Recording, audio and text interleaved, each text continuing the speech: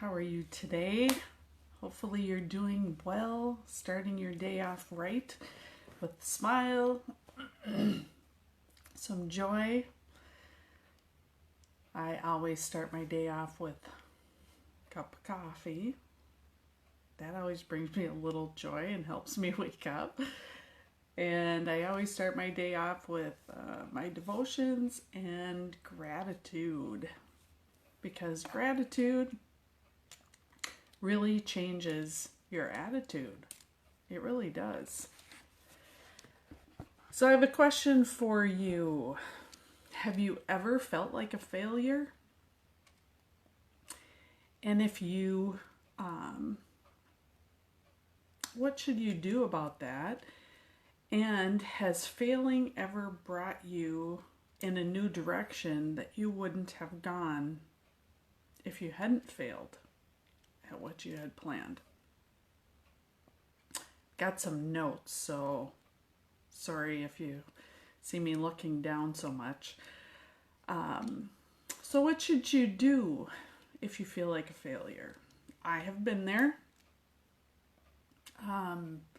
Many times failing has brought me in a new direction, and I've realized it's an opportunity to do something that you would have never thought you were going to do. Like, if you would have done really well at what you were planning, but that wasn't your purpose, sometimes failing can give you a new opportunity to do what you were meant to do. It's kind of a crazy thing. Failing a lot of times brings a lot of fear to want to keep doing something that you have failed at, or do it in a different way. And what kind of fears have you faced? One of my biggest fears was speaking in front of people, public speaking. And so to be able to do lives like this is a huge thing. And I also ended up, I was women's ministry, in charge of women's ministry at a former church that I went to. Never, ever, ever would I have dreamed that would happen. But it was because of stepping out and doing things that I feared I would fail at that brought me to that position that has brought me along the way. But one thing that I've learned is we fail because we feel that we're not good enough at something. But if we are given a passion about something, we need to go for it. And so how do we overcome feeling like you're a failure? Well, one thing I would challenge you to do, which is really hard, but it's really good, is to spend a week writing 5 things about yourself that you're thankful for. Yeah, it's a tough one, but 5 things for a week on who you are. What are your gifts? What are your passions? What is unique about you? What are qualities that other people have told you that they like, or things that you're good at? What are some accomplishments that you've had? They can be big, they can be small, or things that you have overcome that were really tough. And what brings you joy? What brings you joy that you could use in your future? And then a huge thing is to block out what other people say that really isn't truth, and they just don't even know. They don't understand the passion that you've been given. They don't understand what you want to do. Be authentic to yourself. If there's something that you're feeling called to do, don't let others say you shouldn't do it because they don't know anything about it. That's usually why people say you shouldn't do something. Kendra Hall is a speaker and author she's right here from Minnesota. She now lives in New York, but she had a passion to be a storyteller. It's a gift of hers, and she's really good at it.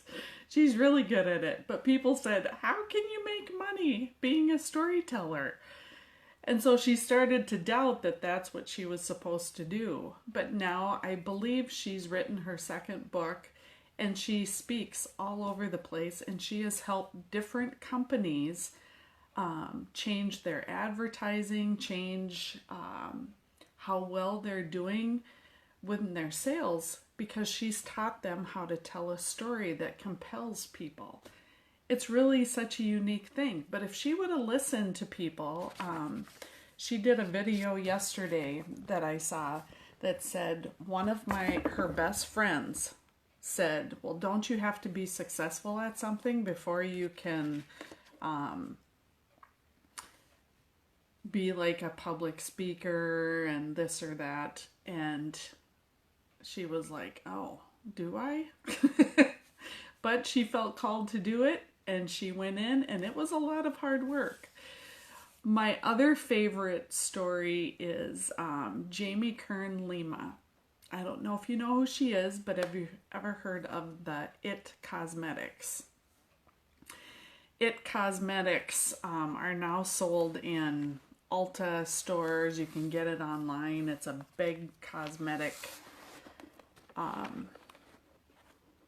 big makeup line now. But she started her business in 2008 because she had rosacea on her face. And she launched it with her husband and had no clue how hard it was going to be. They spent 7 days a week, 24 hours a day trying to get this business up and going. She didn't even pay herself for 3 years. And they did everything. They did the advertising, they connected with people, they made all the phone calls. She changed her name to her middle name and sent out emails because she was getting no's using her first name. She just tried and tried and tried and tried. She said there were so many blessings during that time because they learned how to do things very simply because they had no money. And she said it was really good for them. But she had a clear vision of what she wanted, and everybody told her to do it differently. And she said, no, that is not what my purpose is. She said, my purpose is to help women who are struggling with their skin and different issues to help them feel beautiful.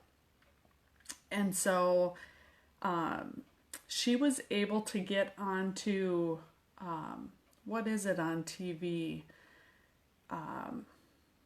One of those shows that you can promote your products on. I can't remember what it's called. Anyway, she was able to get onto one of those shows, and they told her, we want you to bring models in and use those models to show your makeup. And she said, no, if I'm going to do this, I'm going to do it on normal women who are struggling, because people won't understand it if I use a model. Models look beautiful already. And so they fought her on it, fought her, and then they told her, you have 10 minutes to sell your product. And if you can't sell it in 10 minutes, you will never come on this again. And so she was in a panic, but she did it. She had 3 women who all had problems, and in 10 minutes, every single product that they showed sold out in 10 minutes. It was incredible. She said it was their first success moment in 8 years of their business. And I just think, okay, how easy is it for me to give up on something because it doesn't happen in a month or 2, you know? And she tried for 8 years. Sorry, my light just went off. I don't know what happened here. See if I can get it back on again.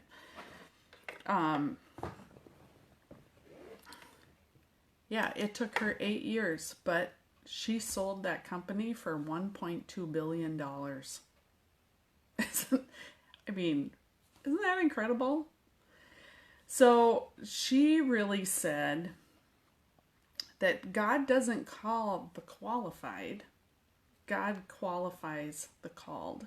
So if you feel called to do something and you specifically feel called by God to do it, step out and do it because He will give you what you need to do. It doesn't mean you're not going to work hard, doesn't mean that you're not going to fail, but there are possibilities are amazing if that's what He's got planned for you. And believe that you can do it.